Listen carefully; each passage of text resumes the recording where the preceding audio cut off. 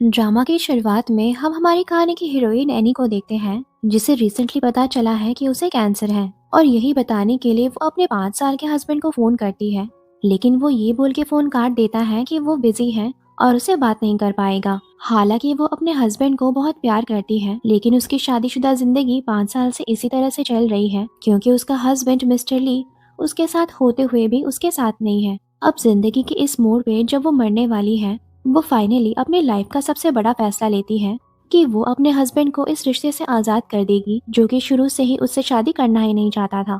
और इसीलिए फाइनली जब ली घर वापस आता है, यानी उसे कहती है कि मैं डिवोर्स लेना चाहती हूँ।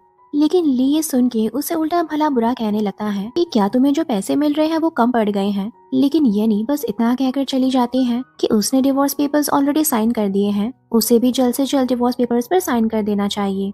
उसके घर का सर्वेंट मास्टर को कहने लगता है कि आपको मैडम को जाने से रोकना चाहिए, लेकिन ली कहता है कि उसकी कोई जरूरत नहीं है, वो खुद ही वापस आ जाएगी। लेकिन फिर सुबह हो जाती है और यानी अभी घर नहीं लौटती है, और ली के सर्वेंट्स जैसे ही उसे ब्रेकफास्ट सर्व करते हैं, ली को उसका टेस्ट बिल्कुल भी अच्छा नहीं लगता। तब उसका सर्वेंट उसे बताता है कि मास्टर आपका ब्रेकफास्ट तो हमेशा मैडम ही बनाया करती थी। वो हर रोज सुबह 5 बजे उठकर न केवल आपका स्टडी रूम साफ करती थी, बल्कि आपका पसंदीदा खाना भी बनाया करती थी।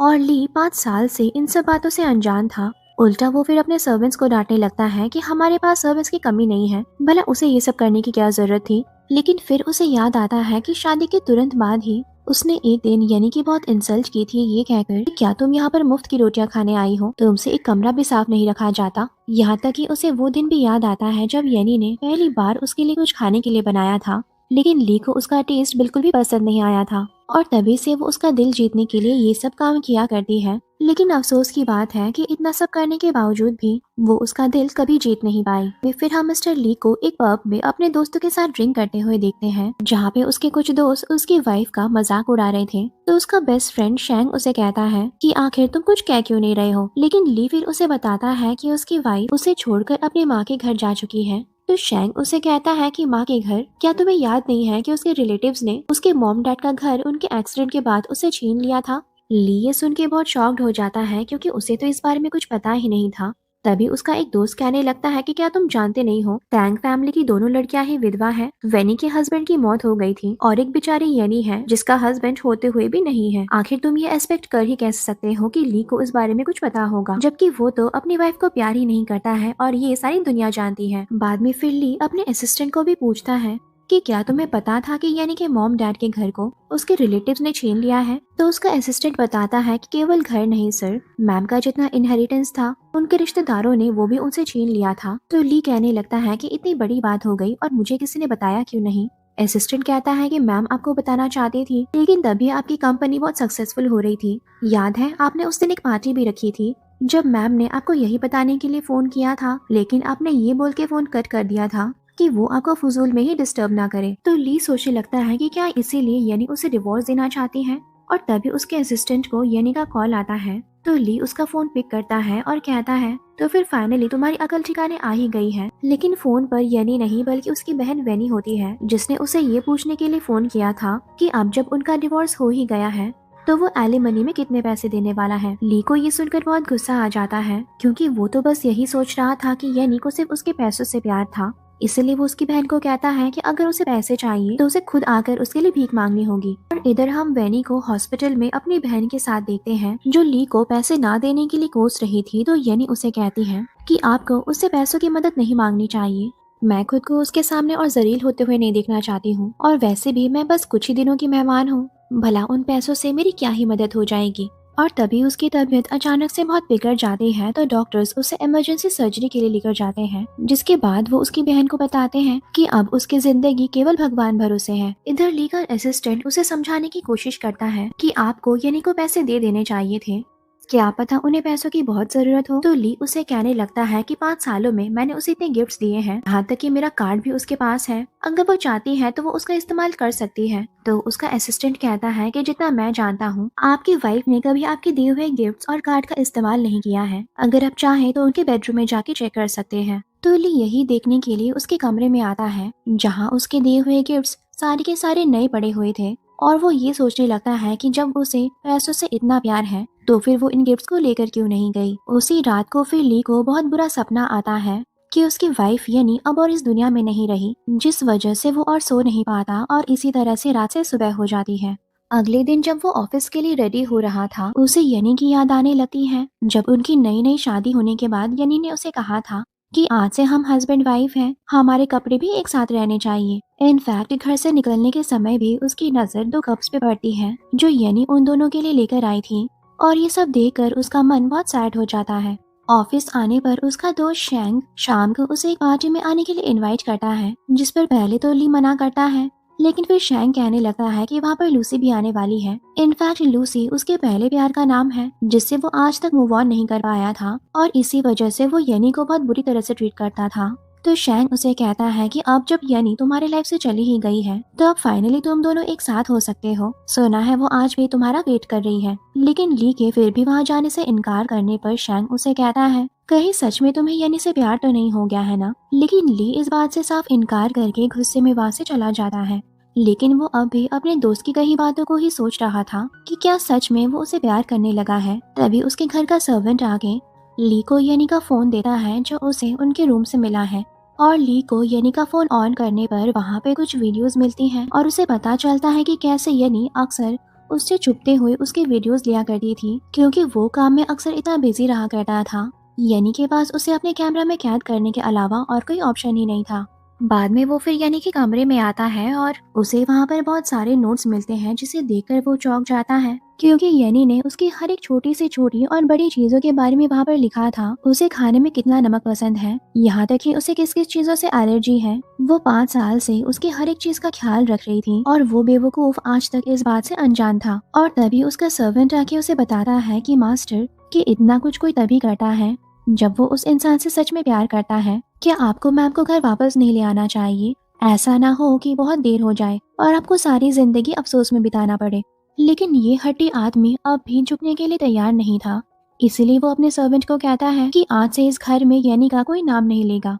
इधर यनी को फाइनली होश आने पर वो अपनी बहन को कहती है कि दीदी, मैंने बहुत बुरा सपना देखा है कि मैं वापस से ली के घर में हूँ और फिर से वही अकेली जिंदगी जी रही हूँ। मैं वापस से उस घर में जाना नहीं चाहती, इससे अच्छा तो मैं मरना पसंद करूंगी। क्या मेरे मरने के बाद आप मुझे वहीं पर बरी कर सकती हैं जहाँ पर हमने मॉम डैड को करा है? मैं मरने के बाद मॉम डैड के साथ रहना चाहती हूँ।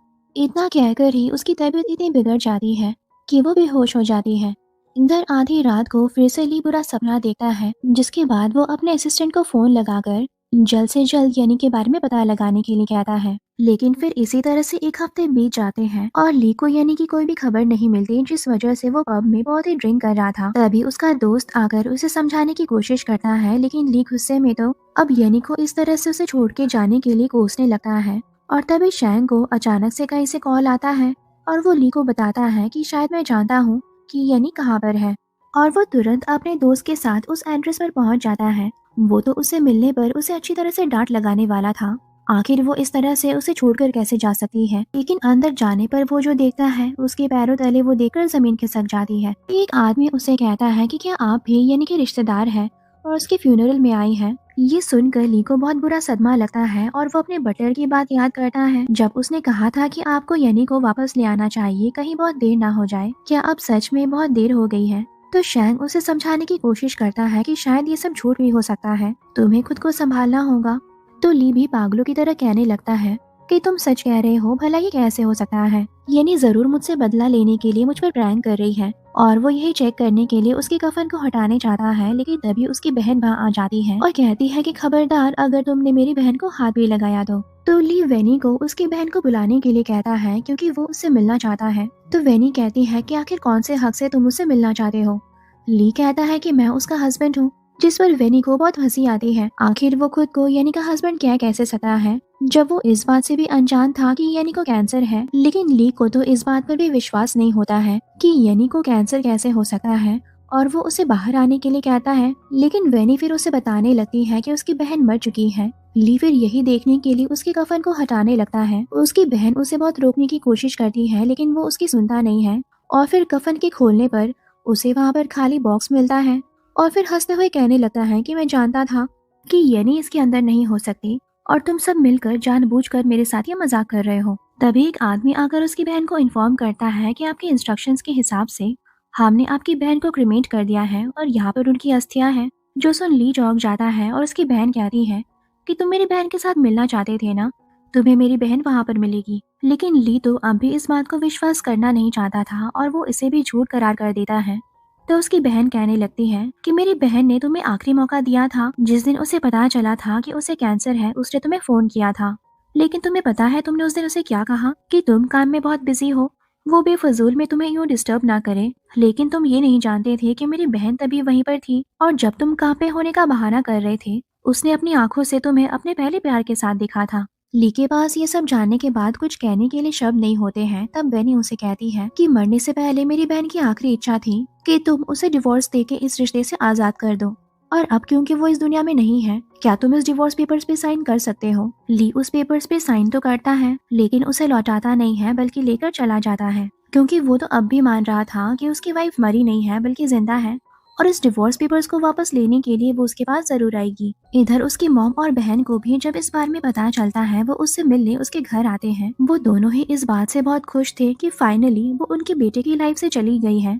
और तभी ली नशे की हालत में लुढ़क घर वापस आता है। तो उसकी माँ कहती है कि अब जब यनी तुम्हारी लाइफ से जा ही चुकी है तो तुम्हें लूसी के साथ अपने रिश्ते को दूसरा मौका देना चाहिए। तुम शादी के पहले भी उससे प्यार करते थे और सुना है वो भी तुम्हारा इंतजार कर रही है। तो ली कहता है कि पहले आप चाहती थी कि मैं यनी से शादी करूं और अब उसके चले जाने पर आप इतनी खुश क्यों हो रही हैं। तो उसकी मॉम कहती है कि तब तो यनी बहुत अमीर फैमिली से बिलोंग करती थी, लेकिन उसके मॉम डैड के जाने के बाद उसका स्टेटस भी डाउन हो गया और सुना है लूसी की फैमिली भी बहुत अमीर है, उसके साथ शादी करने पर तुम्हें ही बहुत फायदा होगा। जो सुन ली अपनी माँ के ऊपर बहुत भड़क जाता है और फिर उनसे पूछता है कि यनी का मंथली चेकअप हमारे फैमिली डॉक्टर क्या करते थे ना, भला आपको पता कैसे नहीं था कि उसे कैंसर है। तो उसकी माँ कहने लगती है कि जरूर वो नाटक कर रही है, भला उसे कैंसर कैसे हो सकता है। लेकिन फिर फैमिली डॉक्टर को वहाँ पर बुलाने पर वो उसे बताते हैं कि यनी को अक्सर ही स्टमक पेन्स हुआ करते थे और दवाइयाँ लेने के बावजूद भी वो कम नहीं होते थे। तो ली उससे कहता है कि आखिर आपने मुझे ये बताया क्यों नहीं। तो उसका फैमिली डॉक्टर कहता है कि सर, क्या आपको याद नहीं है पहली बार जब यनी को पैर में चोट लगी थी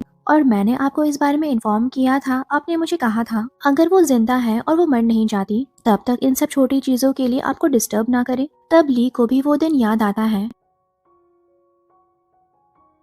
और ली ने तब यानी को कहा था कि अच्छा है तुमने सुन लिया, भले ही हम दोनों शादीशुदा हैं लेकिन कभी ये मत भूलना कि तुम मेरी वाइफ कभी नहीं बन सकती हो। अगले दिन फिर ऑफिस में उसका पहला प्यार लूसी उसके लिए खाना बनाकर लाती है। तो ली उसे वहाँ से चले जाने के लिए कहता है, लेकिन शैन उसे समझाने की कोशिश करता है कि तुम्हें खा लेना चाहिए, बहुत दिनों से तुमने खाना भी छोड़ दिया है, अगर यनी ये देखेगी तो उसे भी ये बिल्कुल अच्छा नहीं लगेगा। फिर ली को फिर से पुराने एक दिन की बात याद आती है जब यनी पहली बार उसके लिए खाना बनाकर ऑफिस लेकर आई थी। लेकिन ली ने अपने कॉलीग्स के सामने ना केवल यानी की बहुत इंसल्ट की थी बल्कि उसके बनाए हुए खाने को वो वहीं पर फेंक कर वहाँ से चला गया था। प्रेजेंट में तभी उसका एक आदमी आकर उसे बताता है कि यनी का पता चल चुका है। लेकिन फिर ली ये देखकर चौंक जाता है कि उसके आदमी को हॉस्पिटल से उसकी डेथ नोटिस बरामद हुई है और ये देखकर उसकी तबीयत इतनी बिगड़ जाती है कि वो बेहोश हो जाता है।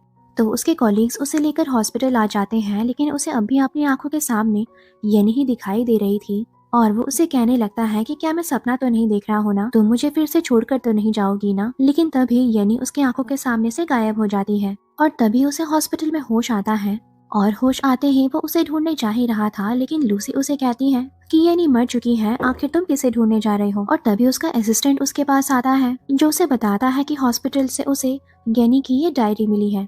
तो ली घर लौटकर यनी की उस डायरी को पढ़ने लगता है और उसे पता चलता है कि यनी उसे आज से नहीं बल्कि तब से प्यार करती है जब वो दोनों स्कूल में पढ़ा करते थे। इनफैक्ट पहली बार यनी की मुलाकात ली से तब हुई थी जब एक दिन भरे स्नोफॉल के टाइम पर ली ने यनी को अपना अम्ब्रेला देके हेल्प किया था और बस तभी से यनी को पहली बार में ही ली से प्यार हो गया था। और फिर अक्सर स्कूल के दौरान वो दूर से ही उसके चेहरे को निहारा करती थी और उसके स्केचेस बनाया करती थी। लेकिन फिर किसे पता था कि जिस लड़की को वो इतना प्यार करती है उसी के साथ उसकी शादी हो जाएगी। भले ही वो उससे प्यार नहीं करता था, लेकिन यनी को विश्वास था कि उसके प्यार से वो ली को ठीक अपना बना लेगी। लेकिन यनी भी अपने प्यार में कितनी बेवकूफ थी, शादी के बाद भी वो कभी उसे अपना नहीं पाया और ना कभी उसके पास यनी के लिए टाइम हुआ करता था। इनफैक्ट एक दिन उसके बर्थडे के दिन भी जब यनी ने उसे जल्दी घर आने के लिए कहा था, वो ये कहकर बात टाल देता है कि उसे काम का बहुत प्रेशर है। लेकिन फिर जब वो केक लेकर घर लौट रही थी, वो ली को उसके पहले प्यार के साथ देख लेती है। इनफैक्ट वो दोनों एक रेस्टोरेंट में बैठकर केक ही एंजॉय कर रहे थे, जो लूसी उसे फोटो क्लिक करके भेज देती है। और यानी समझ जाती है कि वो ली के दिल में लूसी की जगह कभी ले नहीं पाएगी। इनफैक्ट उन दोनों के बीच दूरियां इतनी बढ़ जाती हैं कि जिस दिन उसके पेरेंट्स का कार एक्सीडेंट हो जाता है, उस दिन भी ली उसका फोन नहीं उठाता और फोन उठाने पर भी उसे डिस्टर्ब करने के लिए भला बुरा कहने लगता है। यानी कि डायरी के एक एक पन्ने को पढ़ने के बाद ली का दिल टूट जाता है कि काश वो जब उसकी लाइफ में थे उसने उसकी थोड़ी कदर की होती। लेकिन अफसोस की बात है, अब बहुत देर हो चुकी है। ली के दिन फिर इसी तरह से शराब के सहारे गुजरने लगते हैं, जहाँ वो अपने गमों को भूलने की कोशिश करता है लेकिन भूल पाता नहीं है। और फिर एक दिन पब में एक लड़की आती है जिसे वो यानी समझकर हक करने लगता है। तभी उसके दोस्त वहाँ पर आ जाते हैं और उसे होश में आने के लिए कहते हैं कि वो लड़की यानी नहीं बल्कि कोई और है और तुम्हारी यानी अब मर चुकी है। वो फिर अपने दोस्तों के सामने बच्चों की तरह यानी के लिए रोने लगता है, जिसके बाद उसकी तबीयत बहुत बिगड़ जाती है और उसके लिए एम्बुलेंस बुलाना पड़ता है। हॉस्पिटल में उसके दोस्त उसे समझाने की बहुत कोशिश करते हैं कि उसे अपनी लाइफ में अभी मूव ऑन करना चाहिए और अपनी फैमिली और काम पर फोकस करना चाहिए। लेकिन ली तो कुछ सुनना नहीं चाहता था, बल्कि वो भी अब मरने की जिद करता है ताकि वो एक बार यानी को देख सके। और तभी उसका असिस्टेंट आके उसे बताता है कि सर, पता चला है कि येनी मरी नहीं बल्कि जिंदा है। और इधर हम येनी को देखते हैं जिसे कई महीनों बाद फाइनली होश आता है, क्योंकि वो इतने दिनों से कोमा में जो थी। और उसकी बहन बताती है कि ये केवल डॉक्टर ईशान की वजह से हुआ है, उनकी दवाइयों की वजह से ही वो ठीक हो पाई है। येनी को भी फिर अपनी यादों में उनका धुंधला सा चेहरा नजर आता है और तभी उनकी नजर टीवी पर चल रहे न्यूज पर पड़ती है, जहाँ से उन्हें पता चलता है कि उसके हस्बैंड मिस्टर ली अपनी वाइफ के खोने के गम में इतना टूट गए हैं कि उन्होंने कंपनी में आना भी छोड़ दिया है और उनकी कंपनी बहुत घाटे में चल रही है। तब उसकी बहन उसे सारी बात बताती है कि कैसे जानबूझकर उसने ली को ये बताया था कि वो मर गई है, क्योंकि वो उसे चैन से जीने देना नहीं चाहती। वो ली को उसी दर्द में देखना चाहती है जो आज तक वो उसकी बहन को देते आया है। तो येनी अपनी बहन को कहती है कि दीदी, अब क्योंकि मुझे दूसरी जिंदगी मिली है, मैं अब वापस से उस लाइफ में जाना नहीं चाहती बल्कि एक नई शुरुआत करना चाहती हूँ। और इधर ली का असिस्टेंट उसे बताता है कि चाइना के किसी भी सिमेट्री में उन्हें येनी का ग्रेव नहीं मिला है, जिससे साफ जाहिर होता है कि उसे कहीं भी दफनाया नहीं गया है। और उसकी बहन पर नजर रखने पर भी ये पता चला है कि वो अक्सर हर रोज एक जगह पर किसी से मिलने जाया करती है। तो ली समझ जाता है कि वेनी ने जरूर उसकी वाइफ को कहीं पर छुपा कर रखा है और वो ये सब जानबूझकर उसे बदला लेने के लिए कर रही है। इधर येनी को अपने सपनों में वो दिन याद आता है जब उसने ली को ये कहते हुए सुन लिया था वो येनी से प्यार नहीं करता है और ना कभी उसे अपनी वाइफ के तौर पर देख पाएगा। और तभी उसकी नींद टूट जाती है और वो अपनी आंखों के सामने हमारे कहानी के real handsome hero mister Ishaan को देखती है, जो वहीं पर छोटी सी बच्ची को ट्रीट कर रहा था और उसे देखकर कहने लगता है। तो फिर फाइनली मिस येनी को होश आ गया है और फिर उसे चेक करने लगता है कि कहीं उसे बुखार तो नहीं है। तभी येनी को अपनी बहन की बात याद आती है कि इसी डॉक्टर की वजह से उसकी जान बची है और इसीलिए वो उसे थैंक यू भी कहती है। तो डॉक्टर ईशान कहते हैं कि डॉक्टर होने के नाते ये तो मेरी ड्यूटी है, तुम्हें भी आज से अपना सब कुछ पुराना भुलाकर एक नई शुरुआत करनी चाहिए और अपना सही से ख्याल रखना चाहिए। इधर वेनी अपने ऑफिस के बाहर मिस्टर ली की कार नोटिस करती है, जो देखकर वो जा ही रही थी। लेकिन फिर ली आकर उसे पूछने लगता है कि आखिर उसने उसकी वाइफ को कहाँ पर छुपा के रखा है, क्योंकि वो जानता है कि वो मरी नहीं बल्कि जिंदा है। लेकिन वेनी ली को कुछ बताती नहीं है। तो ली कहता है कि अगर आप बताना नहीं चाहती हैं तो जो भी हो जाए, मैं येनी को अकेले ही ढूंढ निकालूंगा। तो वेनी कहती है कि तुमने ऑलरेडी उसे इतना चोट पहुंचाया है, जब वो तुम्हारी शक्ल देखना नहीं चाहती तो फिर तुम उसे ढूंढ कर क्या ही कर लोगे।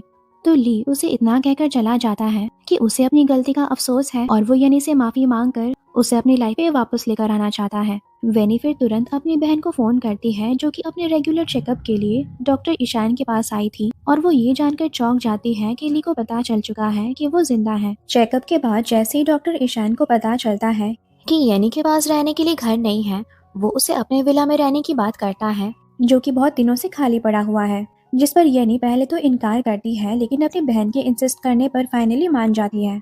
इधर ली को बहुत ढूंढने के बाद भी येनी के बारे में कुछ खबर मिलती नहीं है, इसलिए वो अपने असिस्टेंट को एक प्रेस कॉन्फ्रेंस अरेंज करने के लिए कहता है। और फाइनली प्रेस कॉन्फ्रेंस के दिन वो सारे मीडिया वालों के सामने ये अनाउंस करता है कि उसकी वाइफ अभी भी मरी नहीं है बल्कि जिंदा है और उससे रूठ के घर से चली गई है क्योंकि उसने उसका बहुत दिल दुखाया था। और वो सबके सामने अपनी गलतियों के लिए माफी मांगते हुए उसे बताता है कि क्योंकि येनी को पेंटिंग का बहुत शौक था, उसने उसके सारे पेंटिंग्स का एक एग्जीबिशन रखा है और वो जानता है कि वो उसे देखने के लिए वहाँ पर जरूर आएगी। डॉक्टर ईशान जब हॉस्पिटल में ली का ये प्रेस कॉन्फ्रेंस देखता है, वो अपना सारा काम काज छोड़कर जल्दी से यनी से मिलने घर लौट आता है, जहाँ पे वो उसे बहुत डरी सहमी सी मिलती है और ईशान के पूछने पर कि क्या तुम ठीक हो, वो उसे बताती है कि वो ली के पास वापस जाना नहीं चाहती, क्योंकि उसे देखते ही उसे हर वो पल याद आता है जब जब उसने उसे ह्यूमिलेट किया था। तो ईशान तो पहले उसे गोद में उठाकर बेड पे ले आता है और उसे प्रॉमिस करता है कि जब तक मैं तुम्हारे साथ हूँ मैं तुम्हें कोई भी चोट नहीं पहुँचने दूंगा। और वो अगले ही दिन उसका मन बहलाने के लिए उसे एक पार्क में लेकर आता है, जहाँ पे वो अक्सर अपने मॉम डैड के साथ आया करती थी, जहाँ पे वो दोनों एक साथ बहुत ही अच्छा टाइम स्पेंड करते हैं। और इधर हम ली को एग्जीबिशन में देखते हैं, जो कि यनी का ही वहाँ पर आने का इंतजार कर रहा था। और फाइनली यनी ईशान के साथ वहाँ पर पहुँच जाती है। ईशान उसे कहता है कि अगर तुम चाहती नहीं हो तो फिर हम वापस लौट सकते हैं, लेकिन यनी उसे कहती है कि मैं अपने अतीत से और डरना नहीं बल्कि उसका सामना करना चाहती हूँ। और इधर एग्जीबिशन में मौजूद लोग ईशान को यनी के साथ देखकर ये बातें करने लगते हैं कि ये डॉक्टर तो इस शहर का बहुत ही एलिजिबल बैचलर है और उसकी फियांसे भी कितनी सुंदर दिखने में है। और तभी मिस्टर ली ईशान के साथ अपनी वाइफ यानी को देखकर चौंक जाता है। सब लोग उन दोनों के अंदर आते ही मिस्टर ईशान के तारीफों के पुल बांध देते हैं और कहते हैं कि आप दोनों की जोड़ी तो पूरे रब ने बना दी है। और तभी ली वहाँ पर आकर यानी को अपने गले से लगा लेता है। तो ईशान उसे यानी से दूर करते हुए कहता है कि तुम्हारी इतनी हिम्मत, मेरे मंगेतर को मेरे ही सामने हक कर रहे हो। ली को उसकी बातों पर विश्वास नहीं होता, लेकिन वो उसकी बातों पर ज्यादा ध्यान भी नहीं देता है और यानी को कहने लगता है कि तुम जानती हो कि मैं तुम्हें जिंदा देखकर कितना खुश हूँ। मैं जानता था कि मुझे छोड़कर तुम कहीं नहीं जा सकती हो। तो यानी कहने लगती है कि मैं मरी जरूर थी और अगर जानती कि जिंदा होने के बाद मेरी मुलाकात तुमसे होती तो फिर मैं मरना ही पसंद करती। तब ली के दोस्त भी उसका साइड लेते हुए उसे समझाने की कोशिश करते हैं कि ली अभी सच में बदल गया है और उसे बहुत प्यार भी करता है। कितने दिनों से वो पागलों की तरह उसे ढूंढ रहा था। ली भी फिर से यनी से अपनी सारी गलतियों के लिए माफी मांगता है, लेकिन यनी उसे माफ करने से साफ इनकार कर देती है। वैसे भी उनका डिवोर्स हो गया है और वो अभी ईशान के मंगेतर है, तो माफी मांगने का अभी और कोई मतलब नहीं बनता है। तो ली कहता है कि तुम हमारे 5 साल के रिश्ते को ऐसे भूल कैसे सकती हो, तुम तो मुझसे प्यार करती हो ना। तो यनी कहती है कि हाँ मैं प्यार करती थी, लेकिन अभी और नहीं करती हूँ। इतना कहकर वो वहाँ से जा ही रही थी, लेकिन ली फिर से उसे रोकने की कोशिश करता है। तो ईशान उसे इस बार कस के चाटा मार देता है, लेकिन ली तो अभी ये मानने के लिए तैयार नहीं था कि ईशान यनी का मंगेतर है। वो तो यही सोच रहा था कि वो उसे जेलस फील करवाने के लिए कर रही है। और यनी भी बाहर ईशान का इस तरह से इस्तेमाल करने के लिए माफी मांगती है, क्योंकि वो सच में उसका मंगेतर नहीं है। तो ईशान उसे ये नाटक थोड़ी देर और करने के लिए कहता है, क्योंकि उसकी माँ जल्द से जल्द उसकी शादी करवाना चाहती है। और वो फाइनली यनी को अपना फेक मंगेतर बनाकर अपनी फैमिली से मिलाने ले आता है, जहाँ उसके दादाजी और उसकी माँ बहुत प्यार से उसे वेलकम करते हैं। और उसकी बहन उसे कहती है कि भैया ये तो वही लड़की है ना जिसकी तस्वीरें आपके कैमरा में हैं। तो ईशान उसे यनी के बारे में इस बारे में कुछ भी कहने से मना करता है, नहीं तो उसकी खैर नहीं। पर ईशान तो उसे तब से प्यार करता है जब से वो स्कूल में पढ़ा करती थी। इधर ईशान की मॉम को भी जब यनी की लाइफ के बारे में पता चलता है, वो अपने बेटे को यनी का अच्छे से ख्याल रखने के लिए कहती है, क्योंकि इतनी प्यारी लड़की उसे फिर से नहीं मिलेगी। और तभी वहाँ पर यनी आ जाती है, जो ईशान को कहती है कि तुम्हारी फैमिली बहुत ही अच्छी है। तो ईशान उसे कहता है कि अगर तुम चाहती हो वो तुम्हारी फैमिली भी बन सकती है। जो सुन यनी बहुत ऑकवर्ड हो जाती है। इसके बाद वो उनकी फैमिली को अलविदा कहकर वहाँ से चले जाते हैं और उसके दादाजी उसकी माँ को बताते हैं कि मुझे उनकी जोड़ी बहुत पसंद आई है। और इधर हम ली को अपने हाथों से यनी के लिए खाना बनाते हुए देखते हैं, क्योंकि आज तक सिर्फ उसी ने उसके लिए खाना बनाया है, इसीलिए इस बार वो उसके लिए कोशिश करना चाहता है। और यनी इधर ईशान को उसके फैमिली के दिए हुए गिफ्ट्स को वापस लेने के लिए कहती है, क्योंकि उन दोनों का रिश्ता भी फेक है। तो ईशान उसे कहता है कि मैं तुम्हें पसंद करता हूँ, क्या हम इस फेक रिश्ते को सच नहीं बना सकते, क्या तुम मुझसे शादी कर सकती हो। लेकिन यनी ये कहकर कार से उतर जाती है कि वो कभी शादी नहीं करना चाहती है। लेकिन क्योंकि बाहर ठंड पड़ रही थी, ईशान आकर उसे अपना जैकेट पहना देता है और तभी वहाँ पर ली भी आ जाता है। तो यनी ईशान को वहाँ से चले जाने के लिए कहती है, क्योंकि वो ली से अकेले में बात करना चाहती है। ली फिर आकर यनी को कहने लगता है कि मैंने अपने हाथों से तुम्हारे लिए खाना बनाया है, क्या तुम उसे ट्राई करके नहीं देखोगी। उसका असिस्टेंट भी यनी को कहता है कि मैम, सर ने तो आपके लिए कोशिश करते हुए अपने हाथ भी जला दिए हैं, आपको उन्हें माफ करके उन्हें और एक चांस देना चाहिए। तो यनी कहने लगती है कि इन 5 सालों में मैंने भी उनकी बहुत देखभाल की थी, लेकिन उन्होंने सिर्फ मुझे मेट की तरह ट्रीट किया, तो भला मैं उन्हें क्यों चांस दूं। तो ली अपने घुटनों के बल बैठ गलतियों के लिए माफी मांगता है और पूछता है, क्या तुम मुझे और एक चांस नहीं दे सकती। लेकिन यनी उसे कहती है कि अब बहुत देर हो चुकी है। वो उसकी पुरानी गलतियों के लिए उसे माफ तो कर सकती है, लेकिन उन्हें कभी भुला नहीं सकती है। तो ली फिर से अपने आप को शराब में डुबा देता है। उसके दोस्त उसे बहुत समझाने की कोशिश करते हैं, लेकिन वो बच्चों की तरह उनसे पूछने लगता है कि आखिर मैं ऐसा क्या करूं कि येनी मुझे माफ करके मेरी जिंदगी में वापस आ जाए। और इधर हम येनी को ईशान के घर में देखते हैं, क्योंकि आज से वो वहीं पर रहने वाली है ताकि ली उसके घर में आके उसे और डिस्टर्ब ना करे। इनफैक्ट ईशान के पास और एक आइडिया आता है और वो येनी को कहता है कि सुना है कि तुम दोनों की जब शादी हुई थी तुमने अपना शादी रजिस्टर भी नहीं करवाया था, तो अगर हम दोनों शादी कर लेते हैं वो तुम्हें आइंदा से परेशान नहीं कर पाएगा। और इसी तरह वो दोनों रजिस्ट्री ऑफिस जाके अपना शादी रजिस्टर करवा लेते हैं। ईशान फिर उसी के पिक्चर्स क्लिक करके अपने सोशल मीडिया पेज पर उसे पोस्ट भी कर देता है। और इसी बारे में जब ली को पता चलता है वो आकर येनी को पूछने लगता है कि तुम एक अजनबी से शादी कैसे कर सकती हो, क्या वो तुम्हें किसी बात पर ब्लैकमेल कर रहा है। ये कहकर वो ईशान पर चिल्लाने लगता है तो येनी उसे कहती है कि मेरे हस्बैंड के साथ इस तरह से बात करने की तुम्हारी हिम्मत कैसे हुई। तो ली उसे पूछता है कि अगर वो तुम्हारा हस्बैंड है तो मैं कौन हूँ। और ईशान उसे कहता है कि जब येनी तुम्हारे लाइफ में थी तुमने उसकी कभी कदर नहीं की, इसलिए तुम्हें अभी अपनी लाइफ में मूव ऑन करना चाहिए, क्योंकि आज से वो मेरी वाइफ है और चाहे जो कुछ भी हो जाए मैं उसका हाथ कभी नहीं छोड़ूंगा।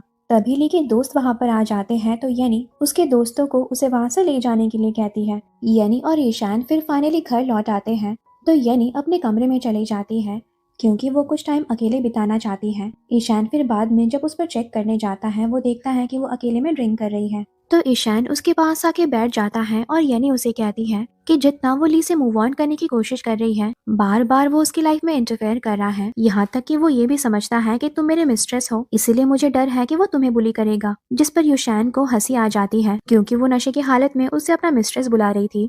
जिसके बाद वो येनी को पूछता है कि येनी क्या मैं तुम्हें सच में याद नहीं हूँ। तो येनी उसके क्लोज आकर उसे पूछती है कि क्या हम दोनों एक दूसरे को पहले से जानते हैं। जिसके बाद ईशान उसकी लाइफ में इतनी लेट से आने के लिए माफी मांगता है। वो फिर फाइनली एक दूसरे को किस करते हैं और एक साथ नाइट स्पेंड करते हैं। लेकिन अगली सुबह नींद टूटने पर येनी उतना ही शाय फील करने लगती है तो ईशान उसे आराम से रेडी होकर बाहर आने के लिए कहता है क्योंकि वो उसके लिए ब्रेकफास्ट बनाना चाहता है। लेकिन फिर जैसे ही वो रूम से बाहर निकलता है वो देखता है कि उसके फैमिली मेंबर्स उससे मिलने आए हैं और तभी येनी भी बाहर आ जाती है और सब लोग उन दोनों को देखकर समझ जाते हैं कि आखिर कल रात क्या हुआ था। बाद में फिर येनी ईशान की मॉम को समझाने की कोशिश करती है लेकिन वो तो कुछ सुना नहीं चाहती थी, उल्टा वो उसे कार्ड थमाती है जिसके अंदर 5 मिलियन वॉन है। और येनी तो ये सोच रही थी कि वो ये पैसे ईशान की लाइफ से चले जाने के लिए दे रही है जैसा कि हर फिल्मों में होता है। लेकिन फिर ईशान की माँ कहती है कि ये पैसे मैं इसलिए दे रही हूँ ताकि तुम मेरे बेटे को छोड़कर कभी ना जाओ, क्या तुम हमेशा हमेशा के लिए हमारी फैमिली का हिस्सा बन के रह सकती हो। जो सुन येनी चौंक जाती है और ईशान अपनी फैमिली को कहता है कि आपने तो येनी को डरा ही दिया। जिसके बाद वो येनी को लेकर वहाँ से चला जाता है और उसे साइड में लाकर कहता है कि कल रात ना केवल तुमने मेरा एडवांटेज लिया है बल्कि आज मैंने तुम्हें मॉम से भी बचाया है, तो फिर आखिर तुम मुझे कैसे पे बैक करोगी। तो येनी पूछती है कि तो फिर मुझे क्या करना होगा। ईशान कहता है कि मुझे शादी करनी होगी। येनी कहती है वो तो हमने ऑलरेडी कर ली है ना। तो ईशान फिर उसे कहता है कि वैसी नहीं बल्कि मैं तो सारी दुनिया के सामने तुम्हें अपना बनाना चाहता हूँ। तो येनी भी उससे शादी करने के लिए मान जाती है। इधर ली चाहते हुए भी बहुत दिन से येनी से मिल नहीं पाता है क्योंकि वो आजकल ईशान के घर में जो ठहरी हुई है। और जब फाइनली उसे पता चलता है कि येनी अपनी बहन से एक कॉफी शॉप में मिलने वाली है वो येनी से मिलने जल्दी से वहाँ पे भागा हुआ चला जाता है। इधर येनी वेनी को बस यही बता रही थी कि उसने ईशान के साथ जो शादी की है वो नकली है क्योंकि उसके फैमिली मेंबर्स उसे शादी के लिए फोर्स कर रहे थे और वो बस उसकी हेल्प करना चाहती है। तो यही बात पीछे से ली सुन लेता है। येनी तो उसे वहाँ पर देखकर चौंक जाती है और ली आकर उसे कहने लगता है तो फिर क्या सच में तुमने उससे नकली की शादी की है, इसका मतलब तुम आज भी मुझसे प्यार करती हो। मैं जानता था कि तुम मुझे भुला ही नहीं सकती, देखो मैं तुम्हारे लिए तुम्हारे फेवरेट फूल भी लाया हूँ। तो येनी उसे कहती है कि मैं कई सालों से तुम्हें इस तरह मेरे लिए फूल लाते हुए देखना चाहती थी, लेकिन अफसोस की बात है कि अब मुझे ये देखकर बिल्कुल भी खुशी नहीं हो रही है। And for your kind information, ये मेरे फेवरेट फ्लावर्स नहीं है। 5 सालों में तुम अभी तक ये भी नहीं जान पाए कि मेरे फेवरेट फूल कौन से हैं, और तुम कहते हो कि तुम मुझसे प्यार करते हो, तुम ये दिखावा करना छोड़ क्यों नहीं देते। इतना कहकर वो वहाँ से चली जाती है। ली उसका पीछा करने की कोशिश करता है लेकिन उसकी बहन उसे रोक लेती है और कहती है कि मैं तुमसे कुछ बात करना चाहती हूँ। लेकिन ली तो उसकी बात कुछ सुनना नहीं चाहता था। तो वेनी कहती है कि मुझे तुम्हारे लिए बहुत बुरा लग रहा है, लगता है तुम सच में येनी की अहमियत जान चुके हो, इसीलिए अगर तुम चाहते हो मैं तुम्हें उसे वापस पाने में मदद कर सकती हूँ।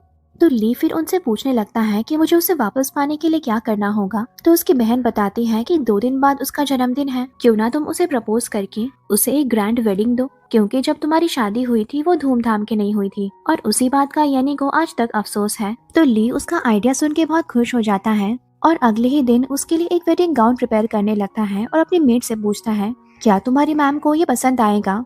तो मेड कहती है कि मैम बहुत ही सिंपल है, उन्हें ऐसे गाउन से ज्यादा सिंपल चाइनीज वेडिंग गाउन ज्यादा पसंद आएंगे। तो वो येनी के लिए एक चाइनीज वेडिंग गाउन बनाने का ऑर्डर देता है। इधर ली के दोस्त उसे समझाने की कोशिश करते हैं कि तुम्हें शादी की प्रिपरेशंस करने से पहले एक बार येनी से बात कर लेनी चाहिए। क्या तुम सच में उसकी बहन की बातों पर विश्वास करना चाहते हो। लेकिन ली तो उनकी बात सुनना नहीं चाहता था और यही रट लगाए रहता है कि येनी मुझसे इतना प्यार करती है, एक बार अगर मैं उसे प्रपोज करूंगा तो वो शादी के लिए ना कर ही नहीं पाएगी।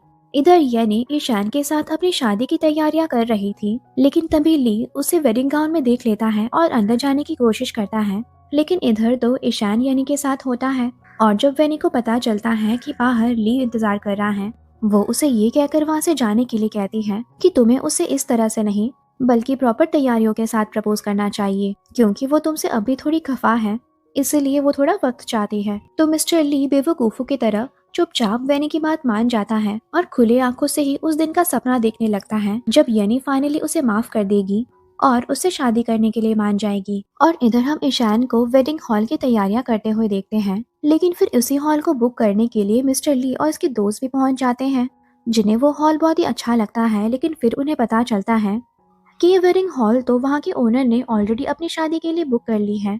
और ली के पूछने पर कि आखिर यहाँ का ओनर कौन है, ली फिर ईशान को वहाँ पर देखकर चौंक जाता है और वो उससे पूछने लगता है कि आखिर तुम यहाँ पर शादी किसके साथ करने वाले हो। तो ईशान कहता है कि ये भी कोई पूछने की बात है। और तभी वहाँ पर येनी भी आ जाती है और कहती है कि ईशान की शादी मेरे साथ हो रही है। तो ली उसे कहने लगता है कि तुम मुझसे मजाक कर रही हो ना, अगर ये मजाक है तो ये बिल्कुल भी अच्छा नहीं है, तुमने तो मुझे माफ कर दिया था ना। तो येनी कहती है कि भला तुम्हें ऐसा किसने कह दिया कि मैंने तुम्हें माफ कर दिया है, लेकिन हाँ ये सच है कि मैं अपनी लाइफ में मूव ऑन करना चाहती हूँ, लेकिन वो तुम्हारे साथ नहीं बल्कि ईशान के साथ है। और रही तुम्हारी बात, तुमने आज तक खुद के अलावा किसी को प्यार नहीं किया है, इसीलिए तुम किसी का प्यार भी डिजर्व नहीं करते हो। इतना कहकर येनी और ईशान शादी के लिए चले जाते हैं। ईशान येनी को अंगूठी पहनाता है और ली की आंखों के सामने येनी किसी और की हो जाती है। वो कहते हैं ना, जब कोई चीज हमारी लाइफ से चली जाती है तभी हमें उसकी अहमियत पता चलती है। वेनी फिर ली को कहती है कि मैंने तुम्हें जो कुछ भी कहा था वो तुमसे बदला लेने के लिए कहा था, क्योंकि मैं तुम्हें उसी दर्द में तड़पता हुआ देखना चाहती थी जो दर्द तुमने 5 साल में मेरी बहन को दिए हैं। अब आई होप तुम येनी को और डिस्टर्ब नहीं करोगी, क्योंकि फाइनली जाकर येनी को अपनी मुस्कुराहट वापस मिली है और ईशान उसे बहुत ही प्यार करता है। फाइनली फिर येनी और ईशान उसके पेरेंट्स से मिलने आते हैं, जहाँ ईशान की मॉम उसे खानदानी बैंगल्स गिफ्ट करती है, जो येनी पहले लेने से तो इनकार कर रही थी, लेकिन फिर ईशान के इंसिस्ट करने पर उसे लेने के लिए मान जाती है। तभी उसकी बहन अपने भैया को साइड में लेकर आती है और पूछती है कि आखिर आप भाभी को कब बताने वाले हो कि वो ही आपका पहला प्यार है। तो ईशान कहता है कि अभी तक वक्त नहीं आया है, मैंने बताने की बहुत कोशिश की थी लेकिन बता नहीं पाया हूँ, इसलिए तुम भी गलती से उसके सामने कुछ बोल मत देना। बाद में फिर ईशान और यानी वेडिंग नाइट के लिए अपने रूम में आते हैं। तो वेनी कहती है कि तुम्हारी फैमिली बहुत ही अच्छी है, वो मुझे बहुत अच्छे से ट्रीट करते हैं। तो ईशान उसे अपने क्लोज लाकर कहता है, और तुम्हारा मुझे लेकर क्या ख्याल है। जो सुन यानी नर्वस फील करने लगती है, लेकिन इससे पहले वो कुछ कह पाती ईशान उसे किस करता है और पूछता है आज हमारी वेडिंग नाइट है तो फिर क्या हम। इससे पहले वो अपनी सेंटेंस कंप्लीट कर पाता, यानी उसे किस करती है और फिर हमें उन दोनों का बहुत ही रोमांटिक मोमेंट दिखाया जाता है।